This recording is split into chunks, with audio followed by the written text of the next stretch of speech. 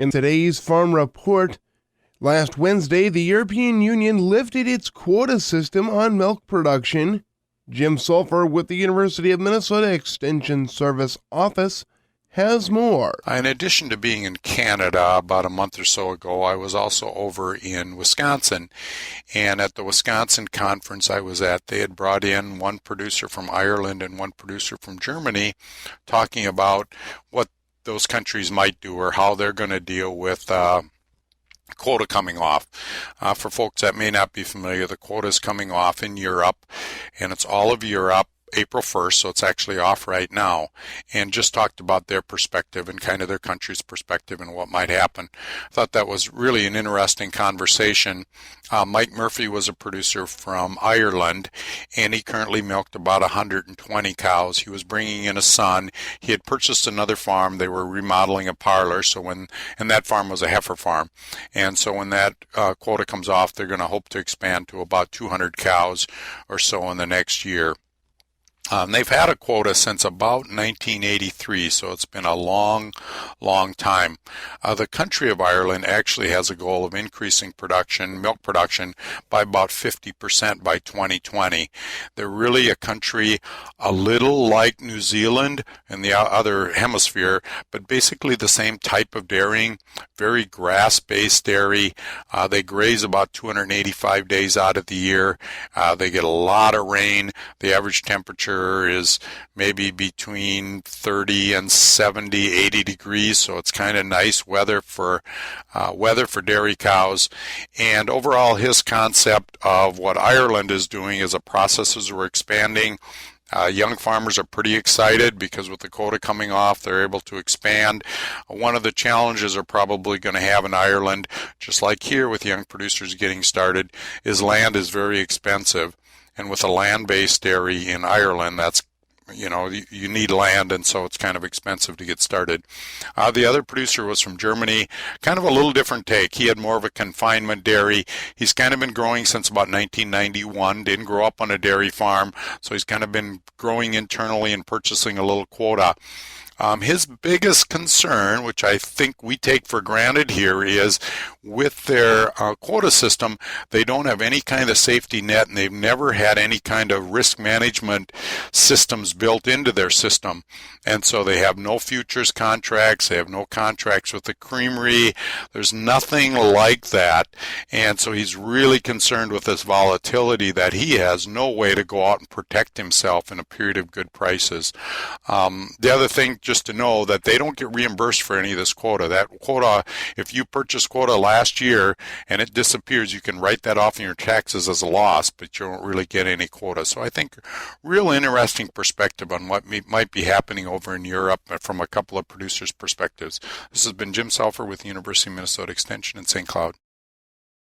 The Minnesota Board of Animal Health reported 2 more cases of H5N2 avian influenza in Minnesota yesterday. One located in a commercial turkey flock in Stearns County, the other in Candy, Ojai. The Stearns County case brings that county to 3 confirmed barn infections. Health officials say that there is no risk to the public and that food safety is not a concern. The dairy industry has had its message changed over the years when it comes to growth. Jim Sulphur with the University of Minnesota Extension Service Office has more on the new message that they're trying to convey to younger farmers and those looking to continue the legacy. I've done some radio programs talking about the Path Forward kind of research project that Midwest Dairy Association has been through. There was a dairy summit that was going on, and maybe you haven't heard a lot about the program since then, but believe me, there's a lot of work going on behind the scenes, both at the educational institutions. At least I can speak from a University of Minnesota standpoint, from an extension standpoint, Minnesota Milk Producers Association, Midwest Dairy Association, trying to really develop resources or be thinking about what resources the dairy industry or specifically dairy producers need to try and move forward and to really grow their businesses or restructure their businesses so they can be relevant long term. Something else what really happened and kind of the impetus behind this is that Minnesota has been dropping in ranking among the states. Now that doesn't mean our industry has been shrinking. We have been growing about 0 to 2% per year in milk production over about the last 10 years. But one of the concerns is there's some other states around us, primarily Michigan, that's been growing quite a bit more rapidly than we have. South Dakota on a percentage basis, Iowa on a percentage basis, Wisconsin's been growing, and I think the thought is if those states are growing in dairy, why can't Minnesota grow a little bit faster than we currently have? Currently, for people that may not be familiar, we rank 8th in the U.S. in milk production, and 15 years ago or so we were 5th, so we have slipped behind kind of Texas, and of course Idaho passed us a number of years ago. Now Michigan has passed us, and so we need to be thinking about what we can do to reinvigorate the dairy industry. And I think the message is better than it was maybe 10 or 15 years ago. At that point, the message was you need to get bigger, you need to get to 600 cows, and I think that really turned off a lot of dairy producers because they really didn't see any desire to hire 10 or 15 people and go to 600 cows. I think the change has really focused now that we want to support all the dairy industries, and the dairy industry and dairy producers by nature are very creative.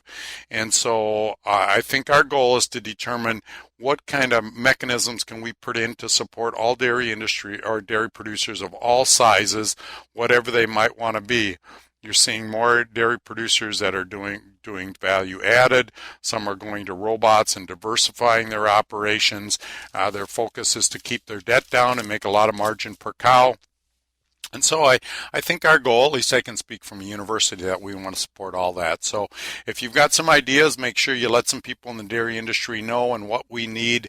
And if you're young producers, let us know what we need to help support you. If you're an older producer, I would encourage you to think about, can you bring somebody in and really continue to grow this industry that's really very strong, particularly here in central Minnesota.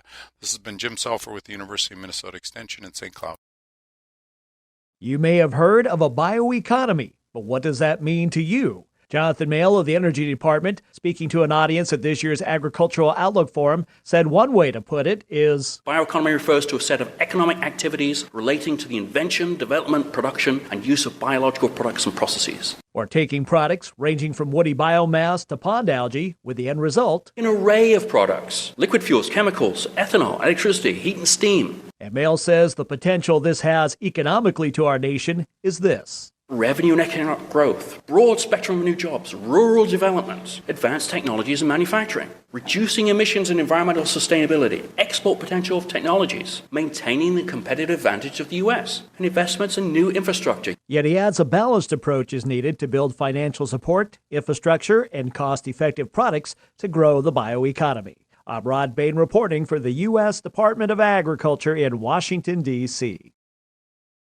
The agricultural industry has seen a record high profitability in the last decade, part of what economists call a super cycle. But as Jim Selfer with the University of Minnesota Extension Service Office reports, that super cycle may be ending. I was at a conference a couple weeks ago, and David Cole was a speaker kind of talking about the economics. A very familiar name among anyone around the ag industry, and he does a lot of speaking, kind of a real practical applied kind of economist that's retired a few years ago from Virginia Tech, and now he does a lot of speaking. I think he does a lot of speaking in Minnesota as much as anywhere. And of course, anyone in ag and has heard him over the last couple years talked about this super cycle of agriculture we've been in for about the last 10 years or so. With every year it seemed like prices were up a little bit higher, profitability was really good, especially among the crop segments. The livestock segments really varied a lot. Some years they had good years, some years they didn't. But it clearly appears like that super cycle of profitability is maybe over, and we're going to go into more of a period that is more traditional, and one of the challenges is when you come out of these super cycles, your costs are still high, so rental costs are very high, land costs are still high, input costs are high, but our prices that we receive for our products, particularly crops, is really down to a more normal level that it's been. And so just encouraging people how to maybe prepare for that. The other thing that's kind of happening is it looks like the world economy is maybe slowing down a little bit. One of the comments he had, which I think was really interesting, said China used more concrete and steel in just the years 2011 and 2012 than the U.S. did for the entire 20th century. And that kind of puts into perspective how fast China really grew during that period of time. Now, the economy is still predicted to grow, but maybe not as fast as it has in the past. Some of the other things that's been happening, the biofuels mandate is kind of softening. You can hear a lot of resistance in Congress to kind of this biofuels mandate. The central bank stimulus is over, and so we're probably likely to see some increases in interest rates. So if you're in the ag community, I think you need to be thinking about these global trends that you're seeing and how that might affect your business and how you might be prepared for to be a little more resilient maybe than on this rapid growth pace than we've had in the past. This has been Jim Selfer with the University of Minnesota Extension in St. Cloud.